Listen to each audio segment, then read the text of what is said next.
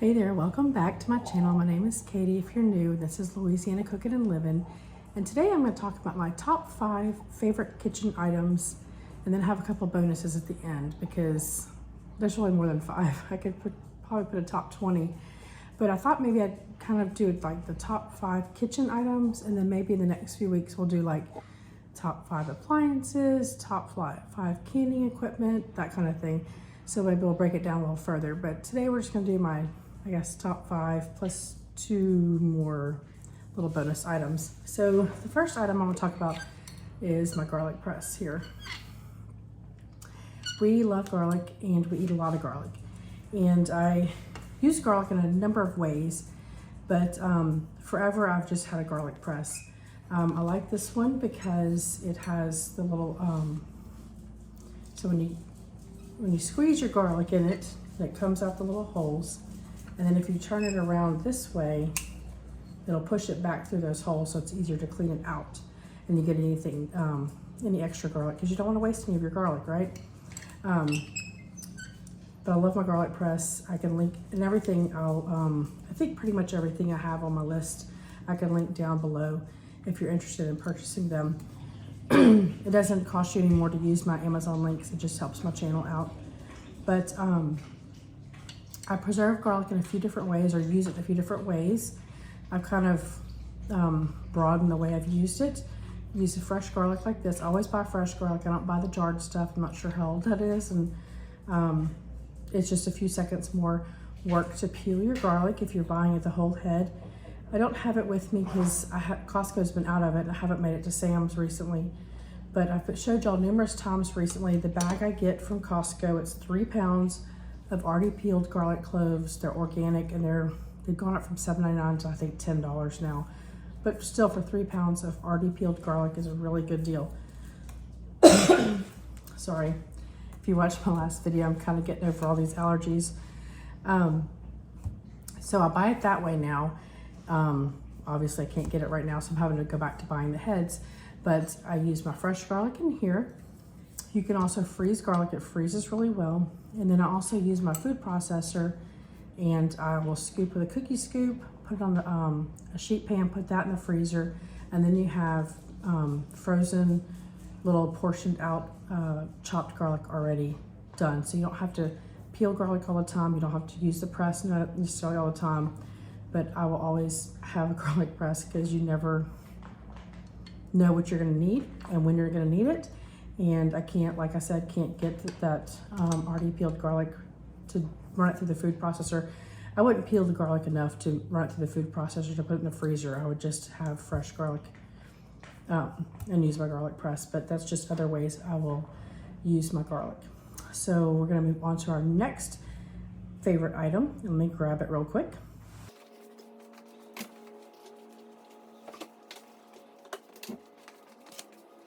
So this I never had up until a few years ago, because for me, this was a luxury item and I couldn't, with 4 kids, 1 income, because I wasn't a nurse at the time.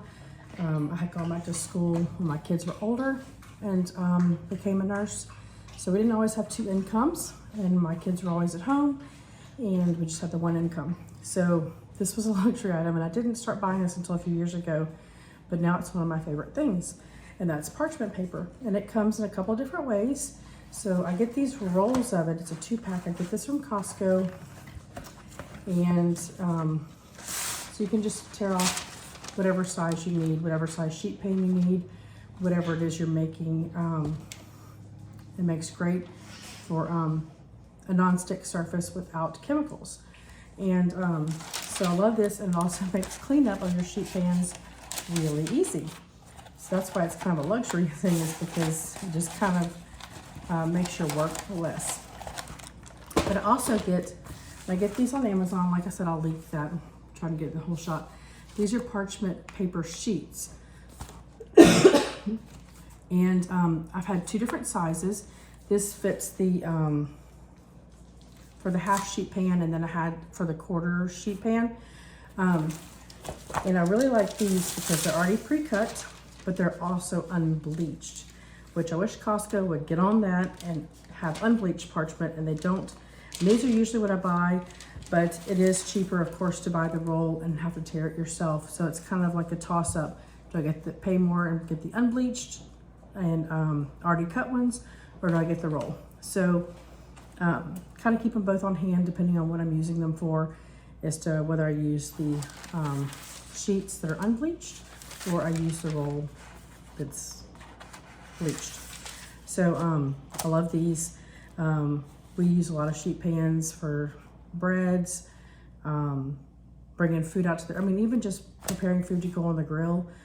You have your sheet pan, you put the parchment down, you get all your food ready to take it out to the grill, and your sheet pan's not contaminated. And then you can take that parchment off, and then you can get your cooked food and bring it back in from the grill. So we use this in so many different ways. So let me get my next items out.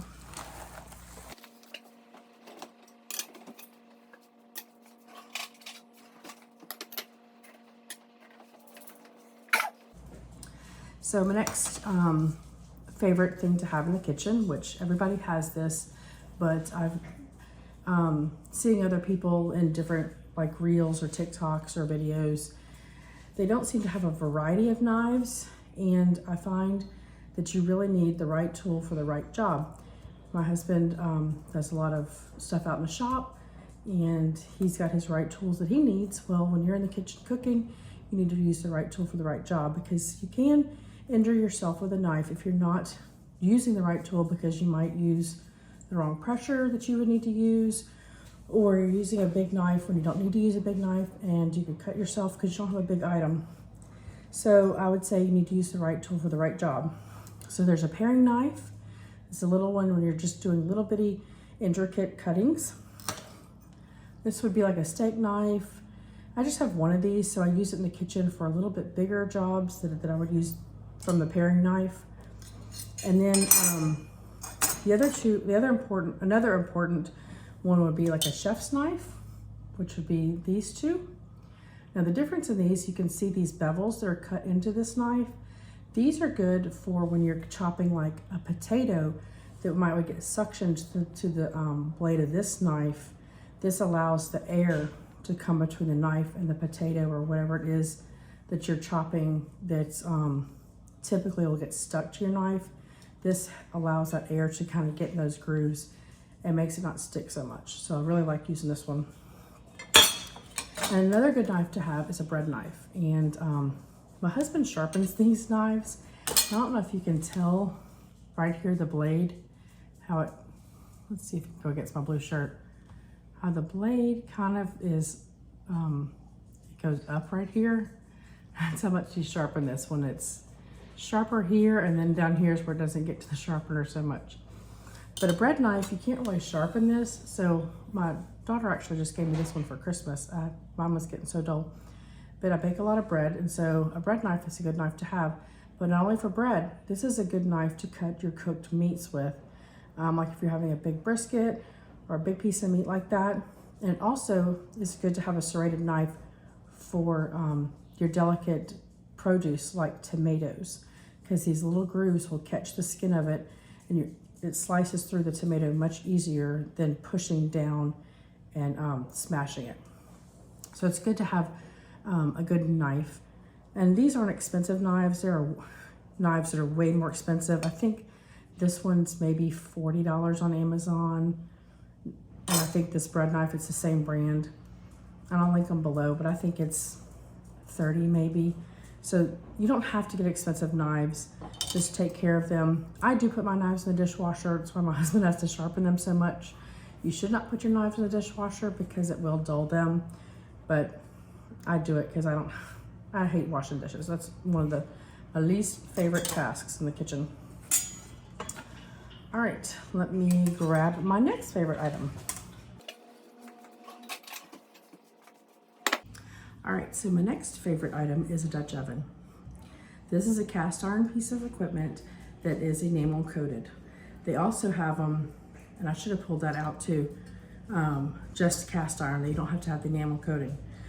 I have both. I like the enamel coated one, and I got this on Amazon. The original one I had was purple, and you may have seen it in my earlier videos if you watched those. But Lodge has a very good warranty. They are a lifetime warranty on these, and my enamel coating cracked on it. So they sent me a free replacement. The purple one was an Amazon exclusive, and they didn't have that one to send to me, so I picked this color. Anyway, I use my Dutch oven all the time, and I'm gonna insert a little video here where you can bake bread in your Dutch oven, and because it creates this little, it's an oven in itself. You put this in the oven, and it's like an oven in itself, and it causes your bread to rise beautifully and browns it because it's heated all the way around really close to it. It gets a crispy, crusty loaf of bread. So I'll insert that video real quick.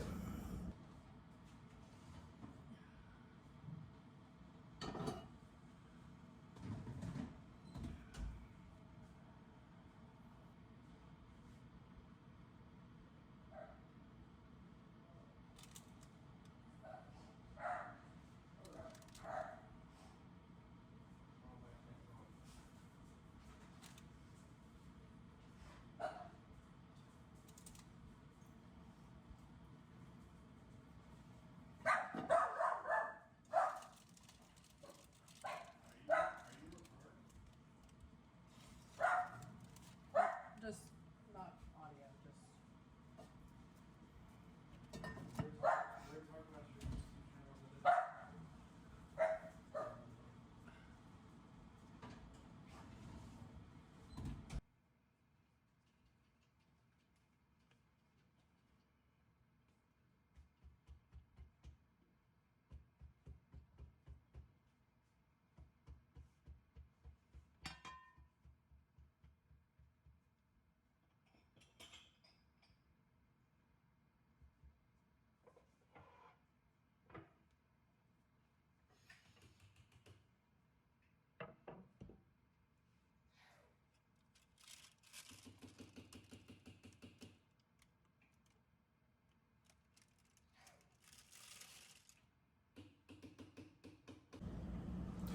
But you could use a Dutch oven to make stews or pot roasts, or if you're, like I had a few guests over the other night and I made a chicken pasta. I did it in here. Anytime you need like a bulk amount, I think this is a 7.5 quart. They have different sizes, but I think this is a good all-purpose size.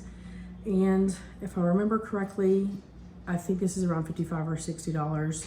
So it is a little bit of an investment, but they go way up. If you get the Le Creuset ones, the ones that are from France, is that the brand? I think that's the brand. Those are like $300. So I think the Lodge is perfectly fine, and I love mine. I use it all the time, like I said. I can boil stock in here, you make soup in here, so many things, and it keeps things, because it is cast iron, it will keep it hot for a long period of time, even if you don't have your burner turned on. And I think that's really all I can say about that right now. Anyway, love this one too. So let me get out my next equipment.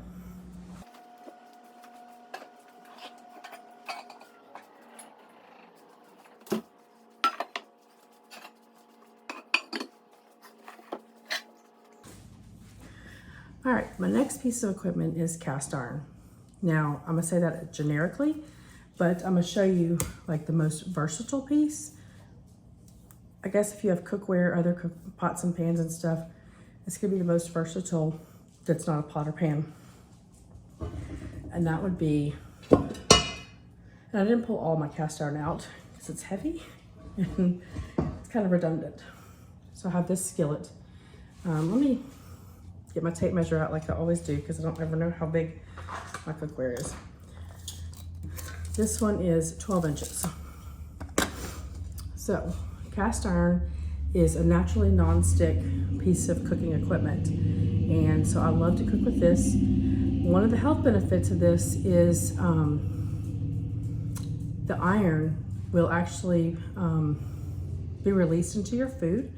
So it's very good, and especially for people that are anemic, to use cast iron to cook with, because that will help boost their iron levels. The same reason you don't want to use aluminum cookware, because the aluminum can leach out into your food and it's not good for you. The cast iron will allow the iron to absorb into your food. So You do want to, you can see how it has a shiny surface. That's that naturally non-stick coating or seasoning on it after you use it. You're not supposed to wash them if you need to, because you've made like a gravy or something in it and you want to wash it, because it's not easy to just wipe out gravy. Try not to use soap. I do use soap in mine because I want to make sure everything's good and clean. But there's people, they use it like 3 times a day. I know, like Farmhouse on Boone, if you watch her channel, Lisa, she uses hers morning, noon, and night. And she just wipes it out and puts it back on the stove and just starts using it for the next meal. And but if you do wash it, even if you don't wash it, you should re-season it back. Do a very light coating of high temperature cooking oil. I use avocado oil. If you do wash it with soap, it's recommended that you put it back on the stove top, heat it back up so it's completely dry, and then seal it again with oil. But they come in many sizes. I have 2 about this size. It's good if you're making like 1 egg for breakfast or something like that. And I actually have one that's a little smaller than that, that's enamel coated like the Dutch oven. And then here's my cast iron Dutch oven. I have 2 of these, pretty big. It's good for making like jambalaya, gumbo. I rarely fry anything, but we would fry in that if we needed to. And then I've used this one before. Sorry. With you guys. Let me measure the size real quick before I pick it up. I can never remember. 15 inches. So this is a big old guy, and he's pretty heavy. But my husband had bought this for me out of town. Cast iron can last you a lifetime. A lot of my skillets have been passed down from my mom, my grandma, my mother-in-law.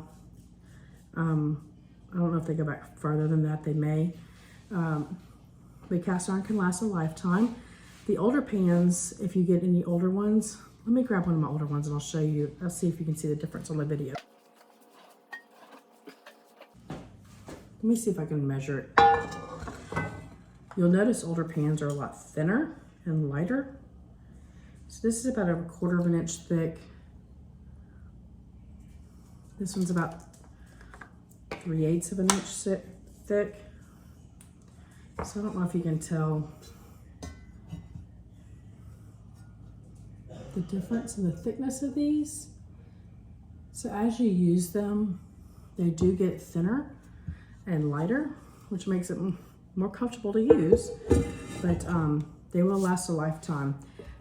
We flooded, our house was flooded twice, and the first time it flooded, the water got over our countertops. I'm gonna get the camera up. The water had gotten over our countertops, and I lost a lot of my stuff in my kitchen, but I did not want to lose my cast iron. And so what my husband did, because they all kind of rusted because they were so wet, and we had water in our house for probably a week, so we couldn't get in there and clean everything out. And so my husband took all my cast iron out of town with him because he works out of town quite a bit. He took his grill out of town with him because it had cast iron grates on it. And we don't use like a gas grill or anything, so it wasn't like there was workings that got flood water in them or anything. It was, it's called the acorn, I think. It's kind of like a green egg, where it's the ceramic thing. So he wanted to get it fired up really hot, burn anything off of it and off the grates of that. And he took all my cast iron out of town with him, and all these pots, except for the huge skillet. I just got that one. And he scrubbed them down really good with like Brillo pads, put them on this fire and let them just go on the fire for a pretty long period of time, just to burn anything off of them, re-season them for me, and they're perfectly fine to use. So these are pretty much indestructible. Use them all the time, every day. With having chickens and so many eggs, we pretty much make eggs every morning, so we're using these every day. And I love that they're naturally non-stick. So that's my top 5, and I'm gonna show you my little bonus. We have 2 little bonus items, so let me grab those real quick.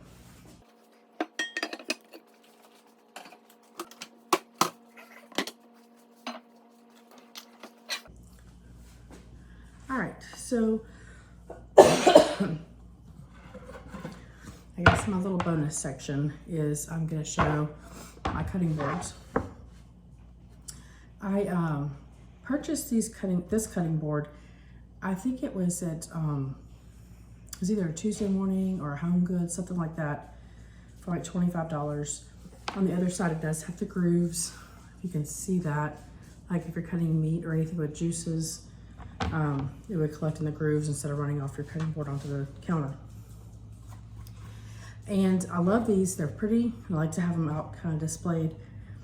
And I've used them for like not like a mini charcuterie board, that kind of thing.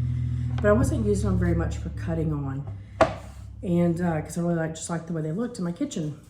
And I was always using, this is a Pampered Chef cutting board. I was always using these kind of cutting boards. This, I don't even know if it's some kind of plastic. I'm not sure. I'm not sure if you can see the grooves it leaves in it.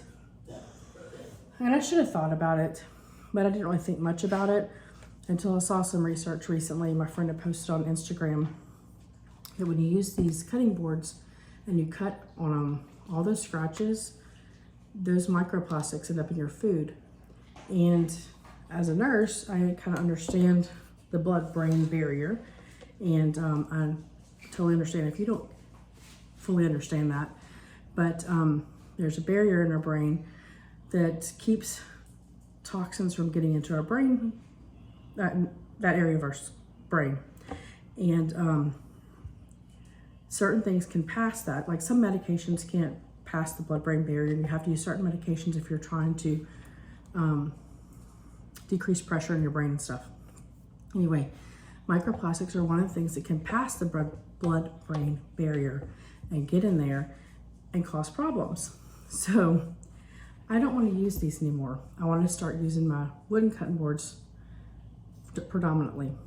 I was telling my son the other day, I was like, well, I still want to use this for raw meat though, because I really don't want to put the raw meat on my wooden cutting board. So I want to research, and if you know something, you can leave a comment in the description box or in the comment box.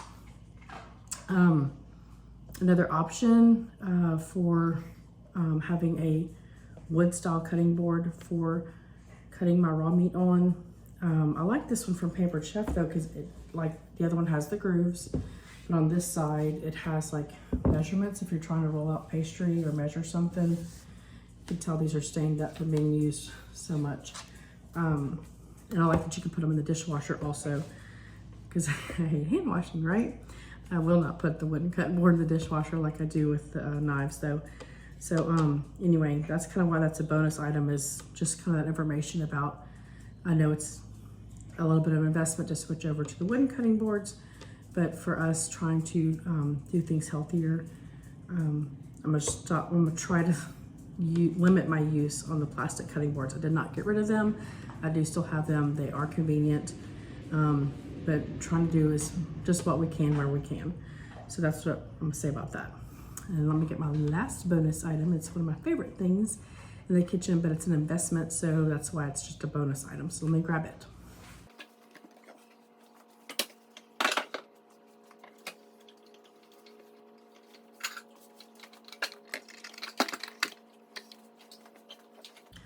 All right, if you can see right here, it is the KitchenAid. I use this probably 3 or 4 times a week. Absolutely love this one. I had the, mine has the where you raise the bowl up to the motor, and previously before that flood that I was telling you about, I had the other style. And unfortunately at the time, our homeowner's insurance had told us that, oh yes, everything in your house is covered. And then later to find out, after we threw everything away, because I did not want this piece of equipment that floodwaters had touched, I didn't want to keep that when I was having food prepared. And later we find out, no, in a flood situation, your homeowner's insurance does not cover everything in your house. So doesn't cover any contents in your house. You have to have separate policy for that. So anyway, we'd thrown the KitchenAid away, but I don't know that it would have worked. I'm not even sure if the water had gotten up to the motor part. I don't know. Anyway, so we've gotten rid of that one. And my husband allowed me to get this one. It's a professional 5+. I can leave it linked in the description box. It has a bigger bowl than the other one I had, and which when you're doing bread baking and big batches of cookie dough, or I've made a few wedding cakes, the bigger bowl is really nice. If you're unfamiliar, there's a paddle attachment for your basic mixing cookie doughs. Like if I make meatballs, you can mix with this. Just anything, just basic mixing, use this. There's a whisk attachment that for making like whipped cream, or making egg whites for meringue. If you want to do butter, things like that, you'd use this whisk attachment. And then, of course, if you're making bread, you have your dough hook. Now, one of the nice things about the KitchenAid too is it has this little area here where you can put attachments on it. And we do have a meat grinder that we've made like hamburger meat, like when we buy a brisket and we cut the scraps off, and then we've ground it up and made like hamburger patties or ground meat with it. It also has a sausage stuffer, so we've made boudin with that. They have we don't have the pasta maker, but there's a pasta maker, there's a food processor attachment, there's all kinds of attachments you can get to put on here. So this is something, I mean, obviously I haven't had it that long. We flooded in 2016, so I probably got it in 2017. But I know like some of the original KitchenAids, people still use those. I'm not sure if the newer ones are made like the old ones, because some of the appliances, like in the olden days, refrigerators would last for 30, 40 years, but now they last for 5 years, and you're lucky to have them for that long. And they're too expensive to repair. So I'm not sure how long this will last, but hopefully, since it is a professional and I'm not a professional, so hopefully it'll last me a good long time. So anyway, that's my top 5 and my 2 bonus items for this segment, this video. I will put out a few more. I've kind of come up with some few ideas. If you have a suggestion or an idea that you think I should do a top 5 of, I'm thinking like some baking equipment, some canning equipment, some appliances. I'm not sure where all this can go so many different directions, but if you have a suggestion, I'd love to hear it in the comment box below.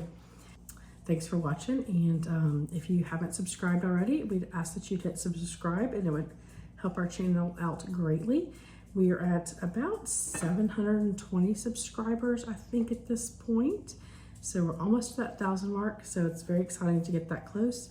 And just thanks for watching, and we'll see you next time.